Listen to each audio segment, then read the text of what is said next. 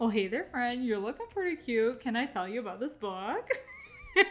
Sorry, I'm just trying out some new stuff. I'm just super giddy to get the chance to talk about this next book. So The Novice by Trudi Canavan is actually the second book in the Black Magician Trilogy. The first one was The Magician's Guild, which I did a video on. I'm actually really excited to have followed it up so quickly, and I picked up The Novice in my latest book haul because I just can't get enough of that series. I enjoyed the first one so much, and the second one still had a lot of those things that I liked. Let me give you a brief overview of what the book's about, and then we'll move on to some of the other topics. So when we left everybody in the first book, Sonia had just decided that she was going to join the Magician's Guild. So in this book, we see her first year as a novice. She knows going into classes, because she's the first magician admitted not from one of the noble houses, people are going to treat her different. And she's kind of prepared for that, but it gets a lot worse than what she was expecting and, of course, hoping for. So we see her struggle with not just her studies, but how her peers treat her. And then we also follow Daniel, who, when we left him last time, had just been assigned an exciting position as the ambassador to, I've been pronouncing it L-wise, but his mission is twofold, not just to do his ambassador duties while he's there. He's going to be following the same path that the High Lord did to research ancient magic in a kind of puppeteering manipulation on the behalf of Laurelin, who's the head administrator, because he wants to know what the High Lord knows about high magic or black magic. So I would say that the points of views in here are maybe a little bit hard to keep up with just because they aren't quite as clearly defined as some of the other young adult novels that I've read. But maybe this is supposed to be closer to a new adult kind of read. But we switch from 4 different narrators, one of them being Sonia, one of them being Rothan, her guardian, one being Daniel the ambassador, and one being Laurelin, who is the administrator of the guild, kind of second in command. The High Lord is the only one who outranks him in the guild. All these characters are in really well-defined scenarios, so after just reading a few sentences, you know who you're following. The narrative voice, too, is always in third-person past tense, so while that can help with cohesion, that can also help with getting mixed up between who's talking. But like I said, the scenarios are different enough that you can easily tell within the first couple sentences which character we're following at this new break. I would probably rate it at just slightly over intermediate. Even though the story melds together really well, I would probably break it up into 2 parts. We follow Sonia at school, and we follow Daniel in his journeys across the Allied lands. And I would also say the same would go for morality / mature themes. They both kind of have their own issues that they're dealing with. For Sonia, I would say that she's dealing with a kind of more mature step of how to deal with being bullied or being pushed to the outside of a group. Sure, she could throw a fit and she could get mad or she could even attack them, but she's thinking very hard before making any action because she doesn't want to distance herself further or prove anybody that thinks that she's just like some crazed beast prone to violence. She doesn't want to prove them right. So she's struggling with, how do I make this stop? Because of course, no one wants to be bullied, but without ostracizing myself any further from the guild. So I would say it's both kind of a mix of managing her emotions as well as coming up with a clever way to get out of the situation that she's in. For Daniel, his is more of a moral struggle about what he thinks is right versus what everybody else thinks is right. There are rumors circulating about him that are kind of mentioned in the first book. And while I thought it was pretty clear, and that becomes much more clear in this book what it is, and that there were rumors of him being gay. When he gets to this new place where he's going to be the ambassador of, someone kind of approaches him and very indirectly says, "We heard the rumors and we're happy to see you." And so while a lot of his journey is examining these different lands and their cultures and doing research and finding new things, a lot of it's also kind of tied up in that struggle that he doesn't think there's a problem with it. Throughout most of the book, it's very unclear whether he is or isn't. I was actually starting to suspect that he was just asexual and he didn't really care about guys or gals. But not only does he have to struggle with what everybody else thinks is right versus him, I guess in the sense of something that would change his morals, but he has to worry about appearances, because if he is suspected to be this way, then the guild is going to not outright kick him out, but be very much distance themselves from him. And so he has to struggle with that he's made a friend who's a really good friend and is really good company and who's gay.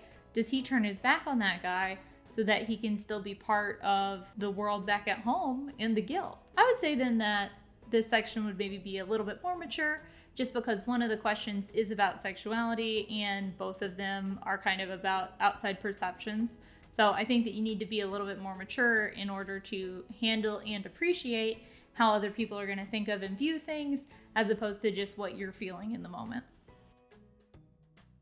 So this is really nice to read after that last, literally just romance book that I read, because I prefer romance as kind of like a flavoring, like kind of like a spice. It's not the main dish.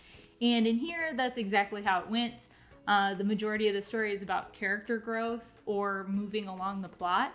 There are a few mentions / like hints at relationships, but it's only done in a way that really like furthers the plot or character growth.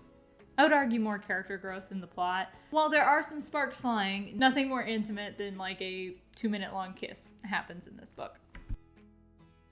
So I struggle with where to rate this on violence, because there are definitely some violent acts, but they definitely aren't gruesome. I'd probably also break this section up into two, and one type of violence that we see is Sonia's bullying. They do come to blows. They're magical blows, not physical blows, but she is injured and she is drained. And the behavior is just abusive. It doesn't have to be gruesome to be revolting, and they can be quite cruel. So again, not gruesome, but not exactly something anybody's gonna be excited to read about, I guess. The other element I would say is that Laura Lynn finds out about some murders going on in the city. He has a connection to a family. I believe it's his family in like a broad sense. His family's house has a member who is in their version of the police. And so when one of the cases has a kind of mystical element to it, that family member tells the family members that Laura Lynn are going to visit, so he kind of finds out about it that way, and then has some more direct conversations with that family member about it. And so the crime scenes are described to him. He doesn't see them, but there are mentions of cuts and stuff like that.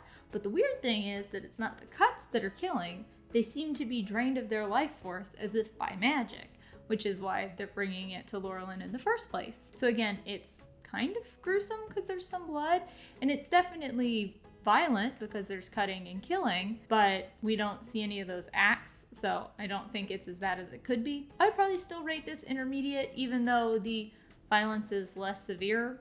It's still there, so just be careful for yourself.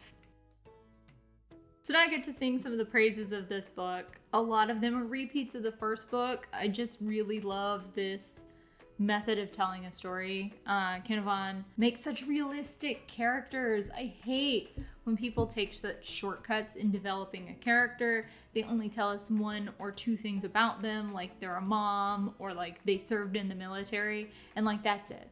That is them as a character.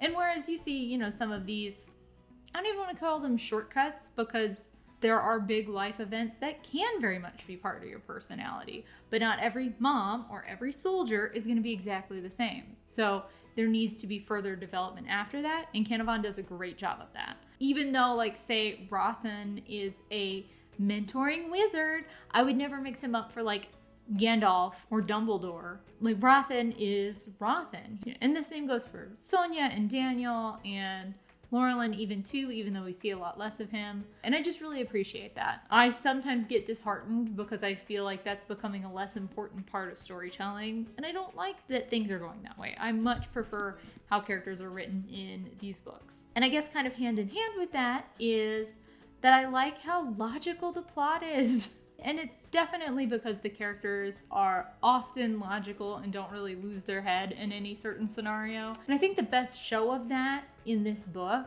is how Sonia deals with the bullies. I feel like in a lot of other young adult books that I've read, she would come back with like fiery, sassy language and they would be put in their place. Or like the majority of people would come over to her side after some sassy or powerful move, and then that person would just be even more irrationally angry, and like people would be like, oh, you're being dumb, we can see that now, sorry, main character. But that's not the case. Sonia walks the line a lot more delicately, because honestly, it's not just the kids that don't like her, it's a lot of the other magicians. So I think she feels like she kind of has to earn their trust and earn their admiration, whereas a lot of these other kids, who in my opinion don't deserve it, are given more kind of deference than she is. But she almost always responds logically. In fact, when things do come to a head at the end of the book and she finally does decide to challenge her main tormentor, she even starts second guessing herself, like, oh my gosh, did I act irrationally? And I was like, well, maybe, but like, you're allowed to act irrationally a few times. Like, I super appreciate you being rational so often, but like, you're also young. It's okay. But I feel like the book follows a pretty logical plot. You know, the way that she's dealing with her bullies, like they kind of ramp up because she's not really doing anything, and well, that kind of makes sense. That's how things would go. And then, without giving any spoilers, things with the High Lord, at least in here, are fairly expected. There was a little bit of surprise for me at the end. I think that that's going to lead to an even bigger surprise in the third book. So I think I'm definitely going to get it on the next book buying haul.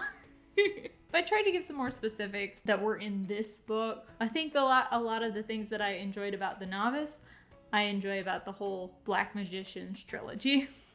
Alright, so the short version is I would strongly recommend reading this book. There are some themes that are present that might be more enjoyed by a slightly more mature audience. And I think the same kind of goes for violence. Not that it would be appreciated, but it wouldn't be quite as harsh to somebody who's a little bit more mature. But really, those are the only things that bar me from saying this is absolutely family friendly. Like, I think that this is a good example of good writing, and that it would be really beneficial for everybody who likes high fantasy to pick up these books. If you don't read any of the other books that I talk about or recommend, please make this the exception. Please read this series. But I'll let you go now so you can get back to reading. I just want to thank you so much for stopping by and hanging out with me today. And I hope I get to see you again in the next one. Bye for now.